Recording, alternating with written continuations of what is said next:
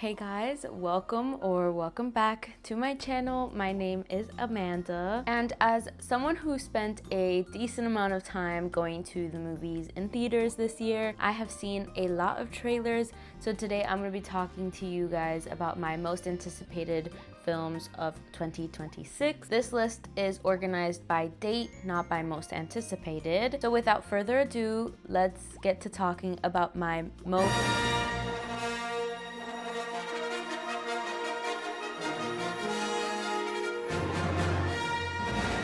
To start us off with a banger,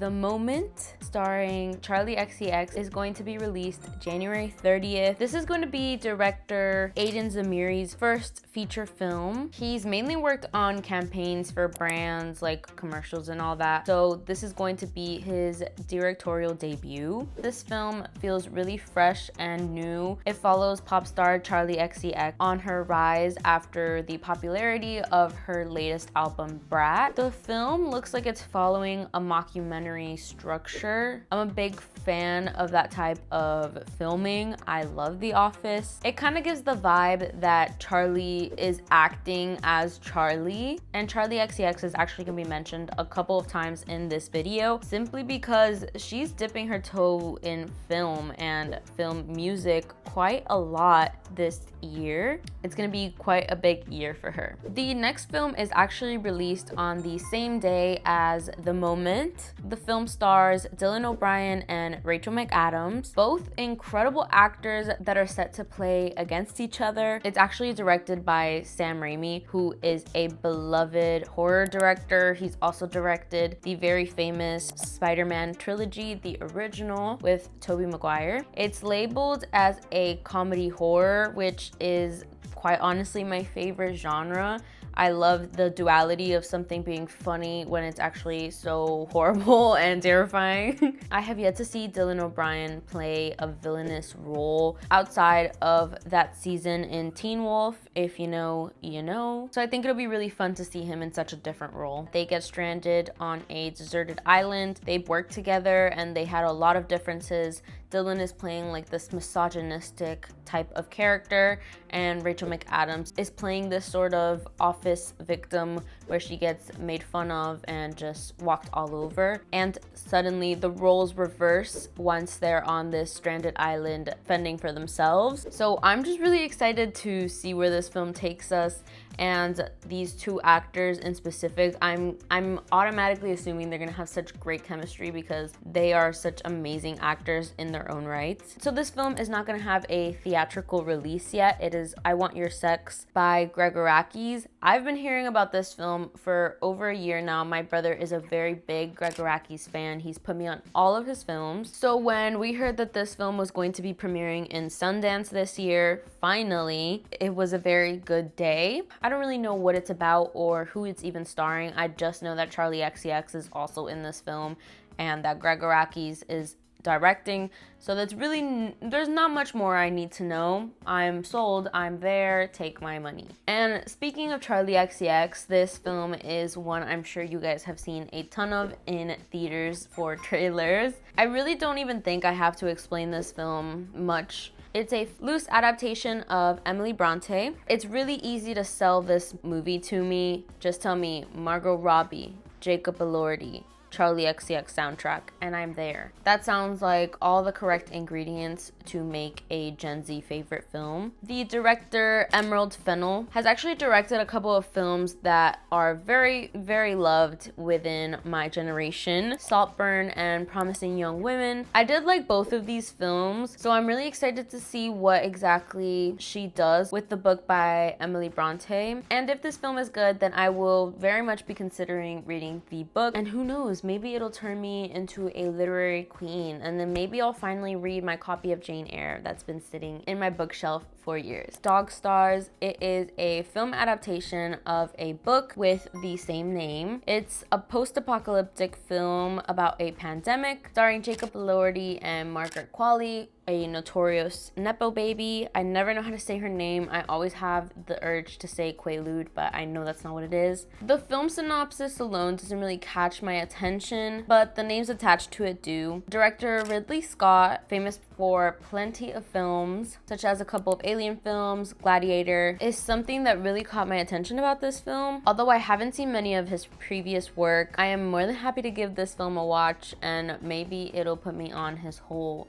filmography, the drama. The teaser and poster were actually recently released for this film by the time I'm recording this, and excited would really be an understatement. The film stars Robert Pattinson and Zendaya, and it's about an engaged couple whose relationship is really put to the test the week of their wedding. I've seen a couple of clips of them filming, and it looks really fun. It looks like Zendaya's like cussing somebody out, and like Robert Pattinson is like dragging her away and like pulling her back. And again, I just need to hear Zendaya is going to be in a film, and I'm going to be there. I think she's such an amazing actress, and Robert Pattinson is too. I was never really a fan of his Twilight days. I still haven't seen the whole Twilight franchise, but ever since I saw Mickey 17, I have locked in on the Robert Pattinson tea. Then this is going to be a very big year for Zendaya and her hubby. Forbidden Fruits is a film I haven't really heard many people talk about. I saw the teaser, but I had to literally go look for it. And the cast is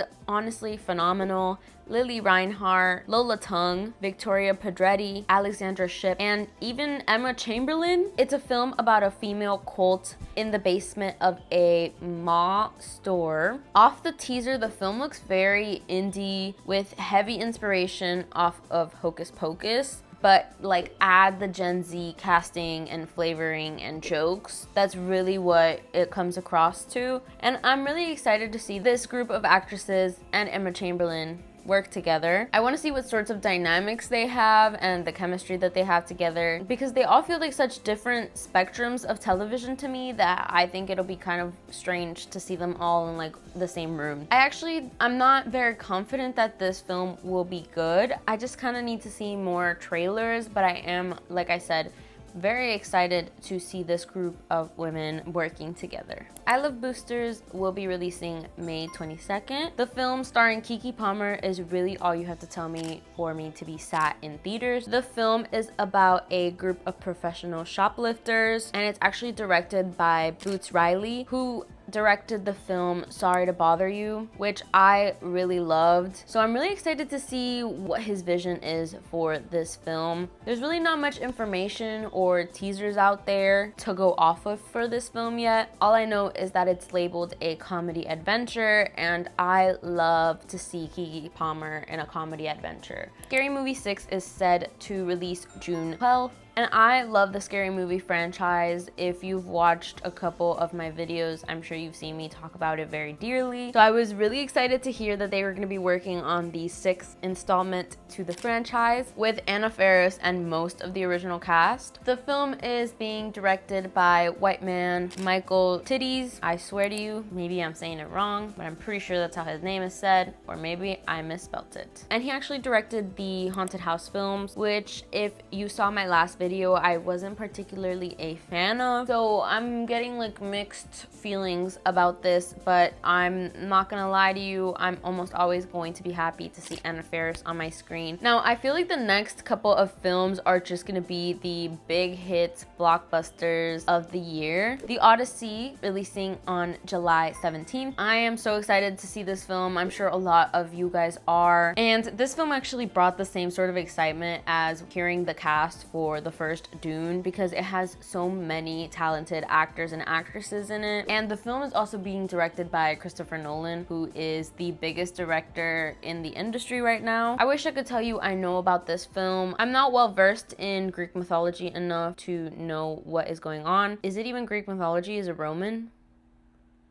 I don't know anything about this. All I know is who's in it. Yes! Tom Holland, Zendaya, Lupita, Robert Pattinson, and Anne Hathaway, just to name a few. The film has a budget of $250 million, and I am so excited to see it. I want to see this vision and story come alive. Christopher Nolan is such a talented director, and I'm really excited to see this film. I don't see it flopping. Like, I don't think you can flop with all these big names, and having Christopher Nolan direct it. But like, who knows? But I really don't think it'll flop. Like, I think everybody knows it's gonna be a hit. Spider-Man Brand New Day is set to release July 30th. July is going to be a big month for Tom Holland. The last Spider-Man film left us hanging hard, so I don't think anyone can blame me for wanting to see where this film takes us, especially now that Sadie Sink has been added to the cast. I'm pretty sure that's been confirmed. I've seen a couple of pictures of them recording on set, and unless that's AI, I'm really excited to see it. I'm also really excited just to see how it ties into Doomsday, which is also coming out later this year. Hunger Games: Sunrise of the Reaping, coming out November 20th. I am a big Hunger Games fan of the films and the book, and I actually plan on reading Sunrise of the Reaping before the film comes out in theaters. I wasn't very excited about the previous film, Songbirds of the Snakes, Ballad of the Songbird. I just wasn't really interested in the story. But this story, Haymitch's story, this is something that Hunger Games fans have been asking for since the first book came out. I'm also particularly excited to see Elle Fanning as Effie. I think that was a great casting choice. And I've also heard a couple of rumors, which I won't say because they haven't been confirmed yet, but I am really excited if these rumors are true. It just makes me want to experience this film in theaters more and more. Narnia, The Magician's Nephew, set to release November 25th. And when I heard that Barbie director Greta Gerwig was set to direct this film, I was even more excited. I've mentioned in a couple of previous videos that I am not the biggest fan of Greta Gerwig's directing style, but after having watched Barbie, she has really been put on the map for me. And originally I thought she would be directing a remake of the original Narnia, The Lion, the Witch, and the Wardrobe, but I was even more elated to hear that it is actually going to be a prequel to those films and still within the same universe. There's actually not much information released yet about this film. There isn't even a teaser or a trailer yet, but I will be watching very closely as these get dropped sooner and sooner. I actually have a lot of opinions about the next two films that are coming out. I've also heard that they're thinking of changing the release date for one of these simply because they're both set to release on the same day. I just don't think the world is ready for Doomsday. Get it? Because Barbenheimer. Avengers Doomsday is set to release December 18th, and the MCU has been something that I've been really losing hope in project after project, and I've actually heard a couple of rumors of this film that I am not particularly a fan of, so much so that I'm hoping it's fake news or like AI, but I actually don't think it is. It's not something I'm like really excited to watch, but it is something that I will be there opening day in theaters for, so I figured it would be a disservice to not include it in this list. But again, I hope I am wrong about the things I've heard. I do think this will negatively impact not only the film, but the MCU as a whole if they are true. Dune 3 is also set to release December 18th as of the recording of this video. And Dune is a franchise that I actually really didn't care much about when the first two films were dropped. I didn't even see them in theaters, but I have now read the first and second book, so I care very much about the Dune franchise now. And I've also heard a lot of things. I have a video of Timothée Chalamet saying it was for a film for Dune Part 3, and it's supposed to be a nice character shift, and I'm playing 15, 20 years older. So that actually changes up a lot that happens in the book.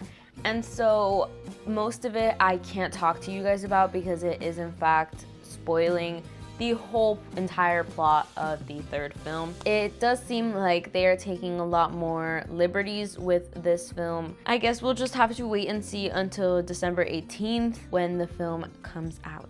I hope you guys enjoyed this video where I talk about my most anticipated films of 2026, and make sure to comment down below the films you're most excited to watch this upcoming year. I can't wait to see you guys in 2026. I hope you have a nice rest of your day.